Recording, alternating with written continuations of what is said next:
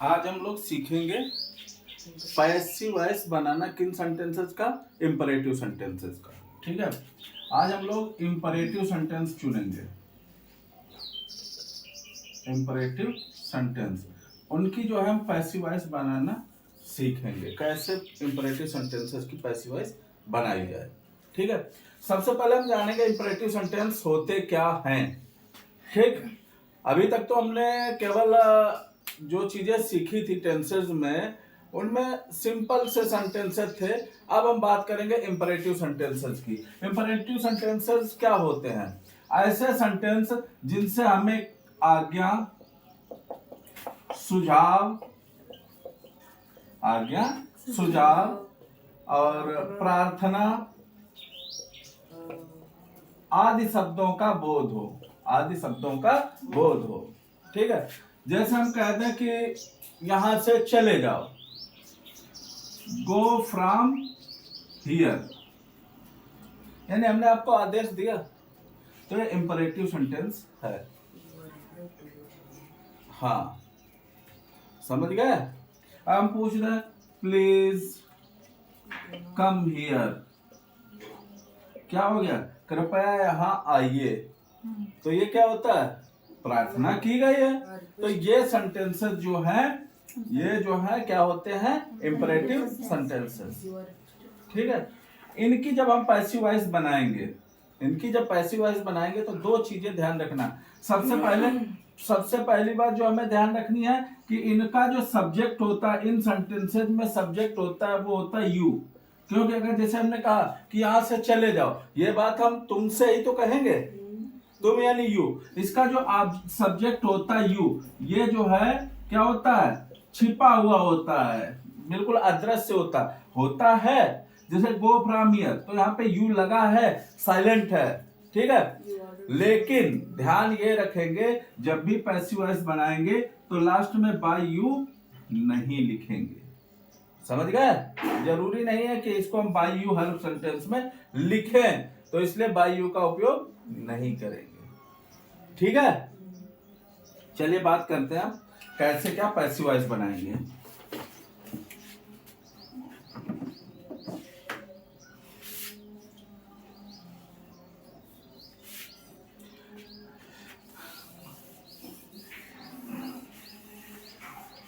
देखो, अगर वाक्य से दो तीन चीजें होती, ध्यान रखना होगा। हमने कहा भी आज्ञा, आदेश। ठीक है, वाक्य से आज्ञा या आदेश का भाव प्रकट हो, आदेश का भाव प्रकट हो। समझ गए? अगर आज्ञा हो या आदेश, बात एक ही है कि आज्ञा देना, आदेश देना एक ही बात है। लेकिन अगर ऐसी स्थिति उत्पन्न हो जाए, कोई सेंटेंस ऐसा आ जाए जिससे हमें लगे कि आज्ञा देना या आदेश देना प्रकट हो, तो उसकी पैसिव वॉइस हम कैसे बनाएंगे, उसका स्ट्रक्चर देख लें। सबसे पहले लेट, ठीक, उसके बाद क्या होता है? Main word. एक सेंटेंस यूज किया है हमने, मेन वर्ड। ठीक है, उसके बाद क्या लगाएंगे? बी, क्या लगाएंगे? बी। और उसके बाद जो मुख्य क्रिया है, मेन वर्ब है, उसकी थर्ड फॉर्म। ये इसका स्ट्रक्चर बनता है। ठीक है, लेट, उसके बाद मेन वर्ड प्लस बी और प्लस मेन वर्ब की थर्ड फॉर्म। ये बात होगी जो अफर्मेटिव केस होगा। क्या होगा? अफर्मेटिव। ठीक है, और अगर ये बात निगेटिव हो कि किसी ने निगेटिव वे में कहा हो, ठीक है, तो क्या होगा? लेट लगेगा, उसके बाद मेन वर्ड होगा और उसके बाद नॉट और बी होगा, उसके बाद एम वीक थर्ड, यानी मेन वर्ब की तृतीय अवस्था। ठीक है, समझ में? एग्जाम्पल देखेंगे तब समझ में आ जाएगा। ठीक, जैसे हमने आपको बोल दिया स्विच ऑन द लाइट्स, यानी हमने आपसे बोल दिया कि भैया ऐसा करो, लाइट जला दो। हमने आपको क्या दिया, आदेश दिया, स्विच ऑन द लाइट्स। ठीक, तो इसमें जो है हमने आदेश दिया, तो इसका और अफर्मेटिव है, तो शुरुआत करेंगे लेट से। कैसे करेंगे, लेट से। लेट के बाद मेन वर्ड है लाइट, लेट द लाइट्स, और उसके बाद बी, और उसके बाद स्विच्ड ऑन। समझ में आया? अगला देखो, एक और उदाहरण के माध्यम से हम समझेंगे, अच्छे से समझेंगे।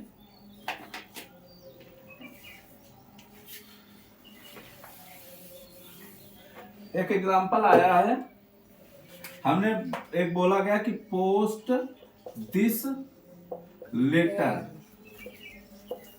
पोस्ट दिस लेटर,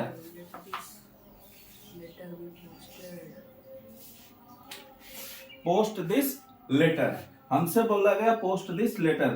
तो आप देखें, इसमें सीधी सी बात, कोई आदेश सा दिया गया कि जाओ इस पत्र को पोस्ट कर दो जाके। तो सबसे पहले लेट से, लेट दिस लेटर,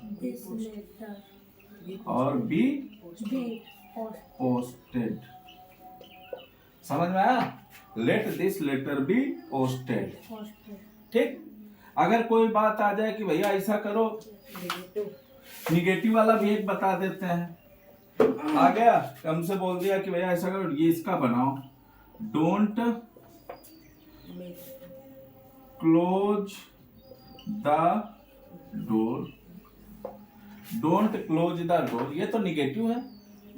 क्या करना है, कुछ नहीं, ये वाला लगाना, लेट द डोर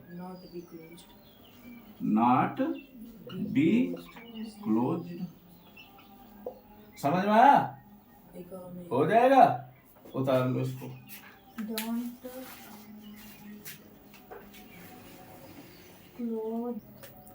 ठीक है, अब अगले बढ़ते हैं आगे। ठीक है,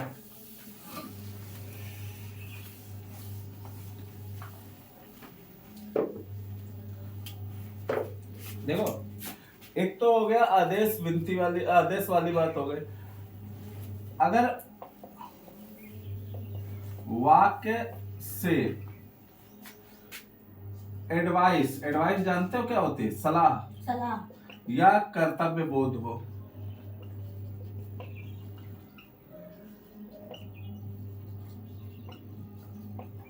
अभी हमने बताया था आदेश की बात हो, यहाँ पे क्या बताया कि कोई एडवाइस दे रहा हो या कर्तव्य बोध हो। ठीक है, तो वहां पे ये स्ट्रक्चर लगेगा, मेन वर्ड, मेन वर्ड जानते हो, जो यहाँ पे मेन वर्ड शब्द यूज कर रहे हैं, वो बेसिकली पैसिव सब्जेक्ट के लिए होता है।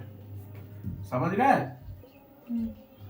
और उसके बाद शुड बी, क्या लगाएंगे, शुड बी, और उसके बाद मेन वर्ब की थर्ड पार्ट। ठीक, अब एग्जाम्पल के माध्यम से समझेंगे हम।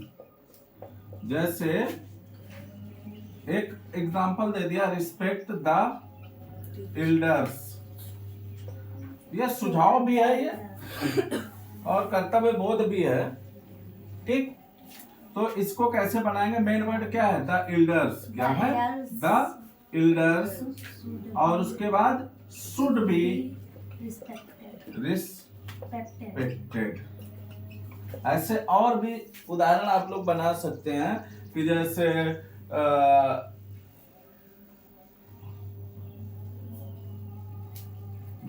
Respect the Elder. ठीक, ओके ओके, ठीक है, समझ में? और भी उदाहरण इसके बहुत सारे हो सकते हैं, जैसे कि आप help the needy, help the helpless, तो उसको भी बना, जैसे हेल्प द हेल्पलेस यानी असहायों की मदद करो, एडवाइस है, कोई आदेश तो दे नहीं रहा है कि नहीं मदद ही करनी है। ठीक है, जैसे बोल दिया गया हेल्प द हेल्पलेस यानी असहायों की मदद करो, ये हमें कोई सुझाव दे सकता है कि मदद करनी चाहिए हमें असहायों की। ठीक है, जरूरी नहीं कि हम मदद ही करने चले जाएं, तो ये सुझाव है, कोई आदेश नहीं है। तो इसके लिए क्या करेंगे, द हेल्पलेस और should be helped बोल रहा है helped ये तो दूसरी तरीके से होंगी। क्या चीज You are ठीक है respect the elders should be respected मैंने बोला ना एक आदेश होता है और एक सलाह तो सलाह वाले ऐसे बनेंगे इसके अलावा भी एक चीज ऐसी होती है कई सेंटेंसेस ऐसे मिलेंगे आप लोगों को जिनमें हमें पता नहीं होगा कि आदेश है या सलाह है ऐसी स्थिति उत्पन्न हो तो वहां पे आप कोई भी नियम लगा सकते हैं बशर्ते वाक्य का भाव न बदले समझ में आया कई बार ऐसे सेंटेंसेस फंस जाएंगे जहां पे हमें पता नहीं चलेगा कि आदेश दिया जा रहा है या सुझाव दिया जा रहा है ठीक है कई स्थितियां होती हैं तो उन स्थितियों में आप दोनों में से किसी नियम का उपयोग कर दें बशर्ते वाक्य का भाव न बदले ठीक एक तीसरा नियम आते हैं जो कि बहुत ही जरूरी है इसको समझना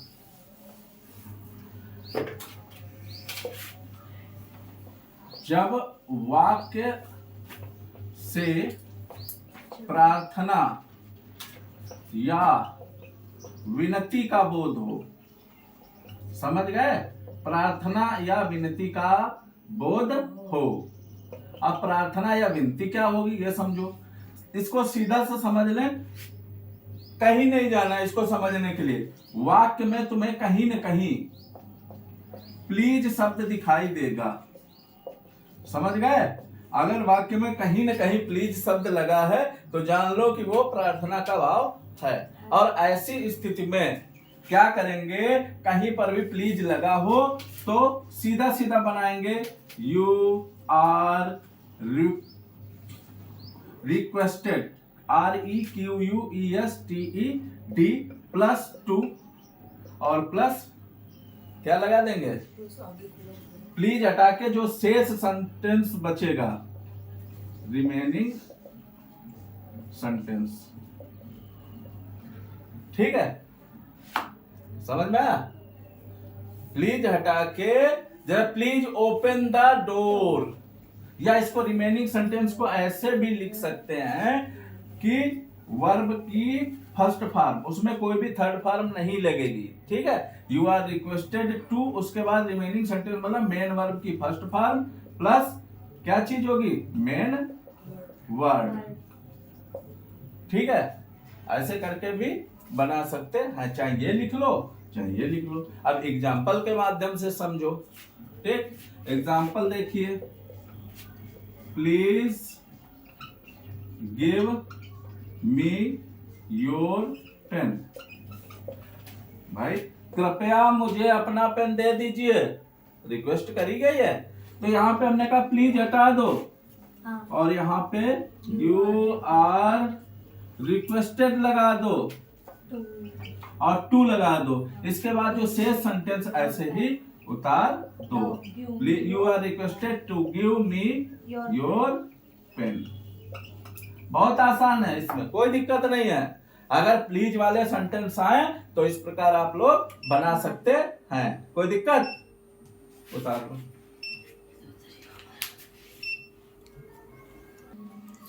अब जो वाक्य आने वाले हैं वही सबसे ज्यादा दुख देते हैं समझ में आया क्योंकि कुछ वाक्य ऐसे होते हैं जो लेट से शुरू होते हैं किससे लेट से शुरू हो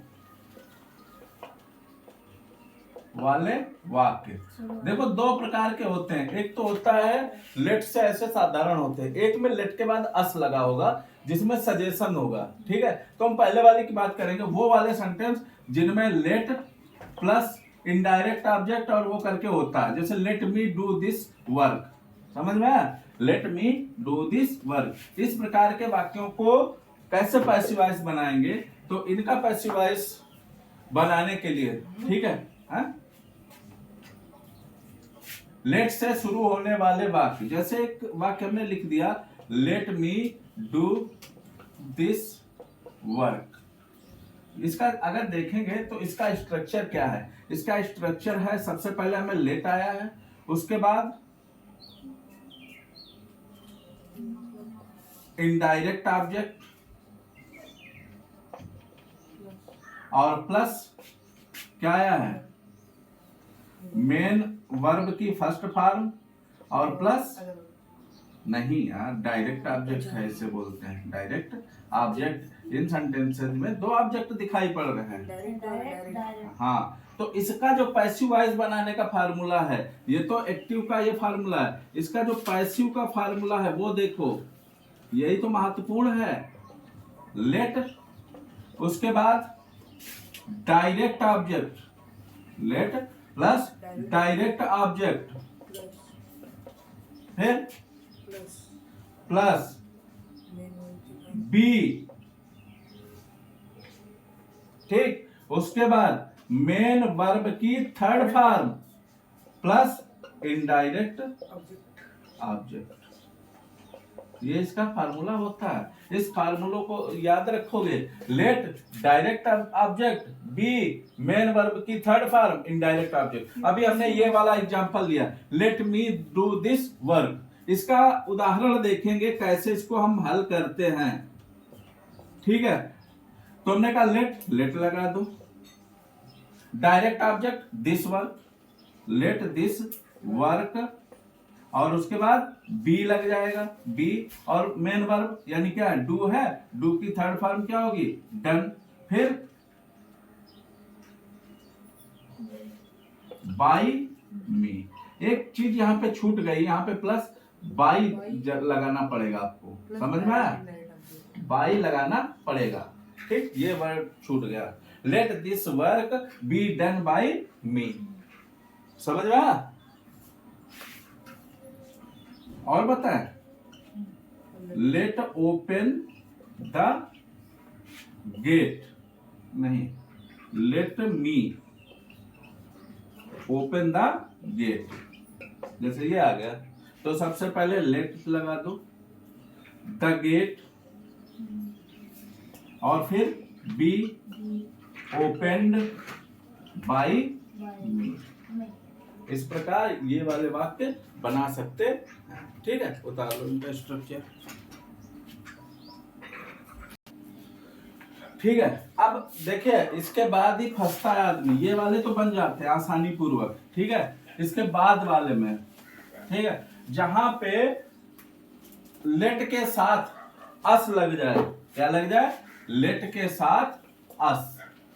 अभी हमने लेट से बात करी, अब लेट के साथ अस लग गया, तो ऐसी स्थितियों में सजेशन का भाव प्रकट होता है, ठीक है। ऐसी स्थितियों में काय का भाव प्रकट होता है, सजेशन का।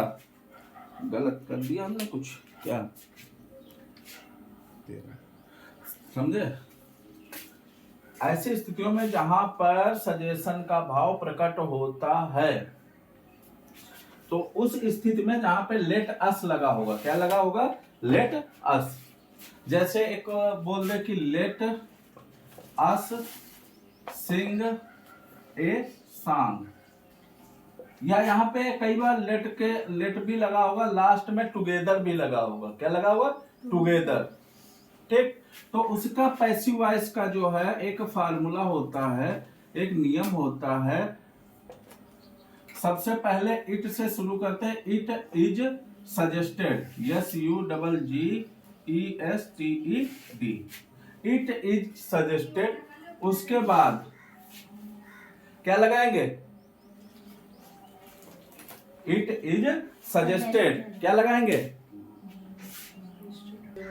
टू नहीं होगा, इट इज सजेस्टेड। उसके बाद एक पूरी लाइन होती है, इट इज सजेस्टेड दैट, और उसके बाद वी लगाएंगे, उसके बाद शुड लगाएंगे, और यहाँ पे ध्यान रखिएगा मेन वर्ब की फर्स्ट फॉर्म लगती है। यहीं पे दिक्कत होती, कई बार थर्ड फॉर्म लोग लगा देते हैं, ठीक है। जैसे ये let us Singh a song, तो यहाँ पे इट से शुरू करेंगे, it is suggested that we should sing a song, समझ में आया। यहाँ पे मेन वर्ब की फर्स्ट फॉर्म ही लगती है, ठीक। ऐसे कई सेंटेंसेस आएंगे जिनका आप लोग इस प्रकार से बना पाएंगे। जैसे लेट अस प्ले टुगेदर। अगर ऐसी स्थिति आए टुगेदर भी लग जाए तो लास्ट में टुगेदर जोड़ देंगे, ठीक। जैसे लेट अस प्ले टुगेदर, तो it is suggested that we should play और टुगेदर। ठीक है, समझ में आया? कर लेंगे। एक महत्वपूर्ण चीज रह गई है जिसको हम बताना चाहेंगे अभी लास्ट है इंपरेटिव सेंटेंसेज में, नोट कर लिया? ठीक है, लास्ट है चीज एक इंपरेटिव सेंटेंसेज में, उसको बताना भूल गए हैं। हमने एक कल हम पढ़ा रहे थे पैसिव वॉइस, तो हमने एक चीज बताई थी। हमने बोला था कि हमेशा पैसिव वॉइस क्या होती है, ट्रांजिटिव वर्ब यानी सकर्मक क्रिया की बनती है, अकर्मक क्रिया की वो पैसिव वॉइस नहीं बनती है, ठीक है। लेकिन अगर बाय चांस इंपरेटिव सेंटेंसेज में अकर्मक क्रिया हो, ठीक है, जैसे अभी हम आपसे बोल रहे हैं सिट डाउन, इसमें अकर्मक ही तो है, इसमें ऑब्जेक्ट कहाँ है, इंट्रांजिटिव वर्ब हो और आदेश का भाव हो, काहे का भाव हो, आदेश का या सुझाव का, तो उस स्थिति में हम कैसे बनाएंगे, उस स्थिति में एक चीज जोड़नी पड़ेगी, यू आर ऑर्डर्ड, ठीक है, टू। जैसे हमने वो बताया था प्लीज वाले में, यू आर रिक्वेस्टेड टू, तो यहाँ पे यू आर ऑर्डर्ड टू या यू आर सजेस्टेड टू, फिर आगे ये पूरा का पूरा सेंटेंस ऐसे ही उतार देना है। समझ में आया? अगर ऐसी स्थिति बन जाए जहां पे क्रिया जो है हमारी अकर्मक हो यानी इंट्रांजिटिव हो, अकर्मक हो और उससे आदेश या सुझाव का भाव प्रकट हो, तो उस स्थिति में यू आर ऑर्डर्ड टू या यू आर सजेस्टेड टू इनका उपयोग किया जाता है। यह महत्वपूर्ण नियम है, ठीक है। तो इस प्रकार आप इंपरेटिव की जो है पैसिव वॉइस बना सकते हैं, ठीक है।